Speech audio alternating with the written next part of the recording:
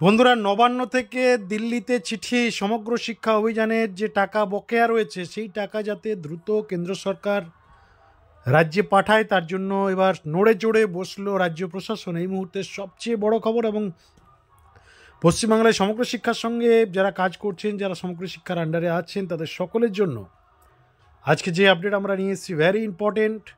তার কারণ আপনারা সকলেই জানেন, যখনই পার্শ্ব শিক্ষক, এসএসকে, মিসকে বা সমগ্র শিক্ষা ডিপার্টমেন্ট ভাতা বৃদ্ধির আবেদন জানিয়ে ডেপুটেশন বা ডিমান্ড নিয়ে সমগ্র শিক্ষার আধিকারিকদের সাথে বৈঠক করে বা রাজ্য সরকারের দরবারে যায়, রাজ্যের একটাই বক্তব্য, কেন্দ্র টাকা পাঠাচ্ছে না, সমগ্র শিক্ষার টাকা বকেয়া আছে।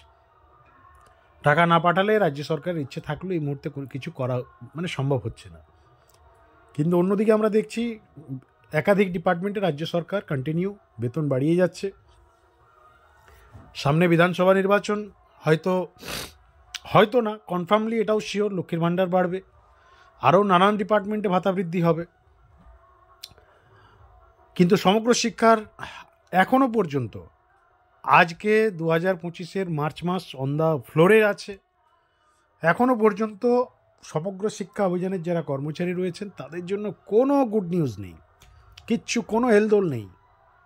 ওই আলোচনা চলছে, পজিটিভ জায়গায় আছে। এই খবরগুলো শুনে শুনে যারা বাড়িতে বসেছিলেন তাদেরকে আমরা আবারও জানিয়ে রাখি, আলোচনা পজিটিভ এগুলো সব বন্ধ হয়ে গেছে বন্ধুরা। এগুলো জাস্ট কথার কথা ছিল, বাস্তবে কিছুই হয়নি।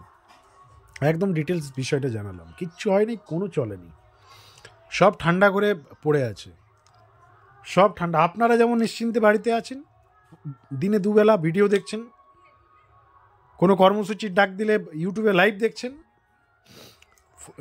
ফেসবুকের বড় বড় ভাষণ, হোয়াটসঅ্যাপ গ্রুপে বড় বড় ভাষণ, লেকচার, জ্ঞান, এটা হবে না, সেটা হবে না, এই হবে না, ওই হবে না, নেতাদের দোষ, সংগঠনের দোষ, কখনো রমিউল ইসলামের দোষ, কখনো শামীম আখতার মহাশয়ের দোষ, কখনো নিখিল বঙ্গের দোষারোপ, এই করে করে যারা দিন কাটাচ্ছেন তাদের জানিয়ে রাখি ভেরি ডিফিকাল্ট অবস্থায় আছে পশ্চিমবাংলার সমগ্র শিক্ষার অবস্থা। ভাতা বৃদ্ধির কোনো চান্স নেই।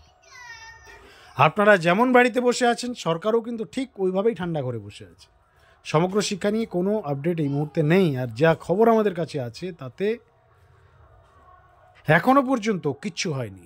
আর এই সিচুয়েশনে দাঁড়িয়ে পশ্চিমবঙ্গ দিল্লিকে চিঠি করেছে, যে চিঠি করা ঠিক শাসক দলের নেতারা যেমন, শাসকপন্থী সংগঠন যেমন রাজ্য সরকারের কাছে ভাতা বৃদ্ধির ডিমান্ড করে, সাধ্যমতো কিছু দিন, সেম স্টাইলে ভিক্ষে চাওয়া হয়েছে কেন্দ্রের কাছে, সেম স্টাইলে।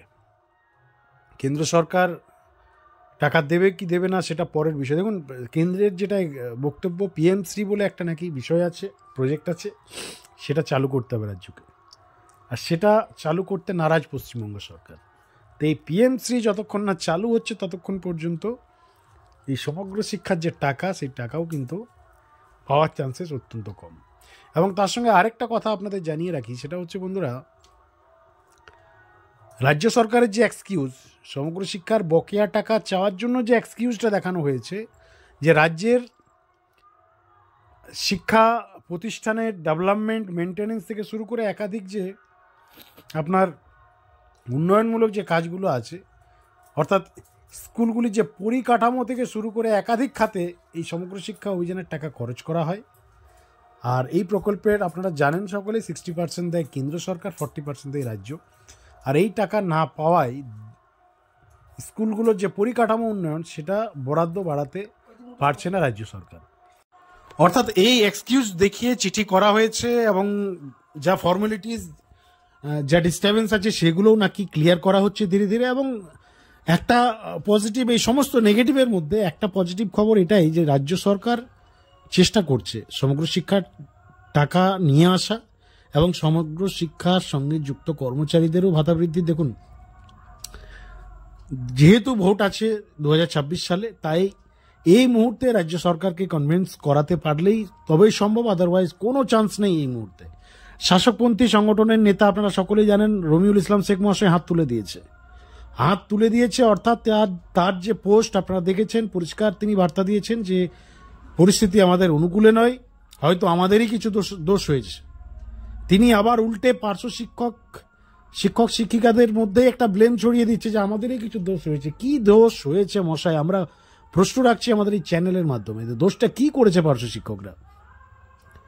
তারা জয়েন করেছে এজ এ পার্শ্ব শিক্ষক অভাবে, রাজ্যে কর্মসংস্থানের অভাবে একটা কন্ট্রাকচুয়াল চাকরিতে তারা অ্যাপ্লাই করেছে, সেটা তাদের দোষ। তৎকালীন বামফ্রন্ট সরকার বিজ্ঞপ্তি জারি করে যে আমার এই প্রজেক্টের আন্ডারে আমি শিক্ষক শিক্ষিকা নেব, এই স্যালারি, এই ব্যাপার। দেখুন পশ্চিমবাংলার যা জনসংখ্যা, বেকারত্বের যা অবস্থা, তাতে আপনার কন্ট্রাকচুয়াল আসুক আর পার্মানেন্ট আসুক, হাতে কাজ নেই ছেলে মেয়েদের। তারা অ্যাপ্লাই করেছে আজ থেকে 20 বছর আগে, সেটাই তাদের দোষ। তারা কন্টিনিউ কাজ করে চলেছে। ভাতা বৃদ্ধি হয়নি, স্ট্রাগল দেশের সমস্ত রাজ্যে ভাতা বৃদ্ধি হচ্ছে, পশ্চিমবাংলায় হচ্ছে না, যার ফলস্বরূপ বারংবার তারা রাস্তায় নেমেছে। যে সরকার যখন ক্ষমতায় তার বিরুদ্ধেই সংগঠনগুলো রাস্তায় নেমেছে, এটাই তাদের দোষ। মুখ্যমন্ত্রী মমতা বন্দ্যোপাধ্যায় কমিটমেন্ট করা সত্ত্বেও আজ প্রায় 10 থেকে 15 বছর এই পশ্চিমবাংলায় ক্ষমতায় থাকলেও কিছু করলো না। মাঝে একবার ভাতা বৃদ্ধি করেছে, আর সেটাও এমন করেছে আজকে ডেটে চলছে না তাদের। 2025-এ 10,000 টাকা, 12,000 টাকা, কি করে সম্ভব? মুখ্যমন্ত্রী তো নিজেই বলে থাকেন যে 10,000 টাকায় কিছু হয় না, চলে না আজকাল। তো সেই মুখ্যমন্ত্রীর কমিটমেন্ট, প্রতিশ্রুতি করা সত্ত্বেও আজকের ডেটে 10,000, 12,000, 13,000 টাকা স্যালারি পাচ্ছি শিক্ষকরা। কি পড়াবেন? স্কুল যাওয়ার কি মানসিকতা থাকবে? আমরা ডাইমসিওর বলছি এই 40,000 প্লাস যে শিক্ষক শিক্ষিকা রয়েছেন সমগ্র শিক্ষার আন্ডারে, শিক্ষাবন্ধু যারা আছেন, স্পেশাল এডুকেটার্স যারা আছেন, এসএসকেএমএসকে শিক্ষক, পৌরসভা, মাদ্রাসা, ভোকেশনাল, 5-6 হাজার, 10,000 টাকার কোনো শিক্ষকের আজকের ডেটে পড়ানোর মানসিকতা নেই। স্কুল যাওয়ার পর্যন্ত মানসিকতা নেই। যেতে হচ্ছে, কিছু করার নেই, সংসারটা তো চালাতে হবে যেটুকু পাই। এমনিতেই পশ্চিমবাংলা গরিব রাজ্য, সারা দেশের মধ্যে সবচেয়ে গরিব, মানে আপনার শ্রীলঙ্কার চেয়েও, বাংলাদেশের চেয়েও খারাপ অবস্থা পশ্চিমবঙ্গের। কিছু করার নেই, কাজটা তো ছাড়া সম্ভব হচ্ছে না। কিন্তু পড়ানোর মানসিকতা কারণে, স্কুল যাওয়ার মানসিকতা কারণে, তার কারণ একটাই, সেটা হচ্ছে আর্থিক অভাব। সংসার চলছে না, পরিবারের টেনশন, ডিপ্রেশন নিয়ে কি পড়াবে বাচ্চাদের? ক্ষতিটা কার হচ্ছে? শিক্ষক শিক্ষিকারা না খেয়ে মরছে, সেটা আলাদা পার্ট, কিন্তু ক্ষতি যদি হচ্ছে বাংলার সাধারণ মানুষের হচ্ছে। সেই সকল শিক্ষার্থী, সেই সকল প্যারেন্টস যাদের ছেলেমেয়েরা এই সরকারি প্রাইমারি, আপার প্রাইমারি, এসএসকেএমএসকে স্কুলগুলোতে পড়ছে, অত্যন্ত গ্রাসরুট লেভেলের ফ্যামিলি ছেলেমেয়েরাই পড়ে এই সকল স্কুলগুলোতে। নেতা, মন্ত্রী, অফিসার, তাদের বাচ্চারা তো সব প্রাইভেট স্কুল, বড় বড় দেশ বিদেশে পড়ছে। গরিব মানুষের বাচ্চারাই সরকারি বিদ্যালয়ে পড়ে, আর তাদের এডুকেশন যা হচ্ছে, এই জেনারেশনগুলো একদম পুরো শেষ, কোনো সন্দেহ নেই তাতে। আর যারা পার্মানেন্ট শিক্ষক আছে তাদের বিষয়ে যদি আমরা আসি ডিসকাশনে, তার মধ্যেও তো ভেজাল। কে সাদা খাতাই, না কে ভুয়ো, না কে রিয়েল, বোঝা মুশকিল। কে যোগ্য, কে অযোগ্য, তাও তো কেউ জানে না। তো বন্ধুরা, এই সমস্ত বিষয় নিয়ে আপনাদের প্রতিক্রিয়া লিখে জানান কমেন্ট সেকশনে, এবং রাজ্য চিঠি পাঠিয়েছে কেন্দ্রকে, এবার কেন্দ্র থেকে কি রিপোর্ট আসছে সেই বিষয় নিয়েও আমরা আপনাদের জানানোর চেষ্টা করব। সকলে ভালো থাকবেন, সুস্থ থাকবেন।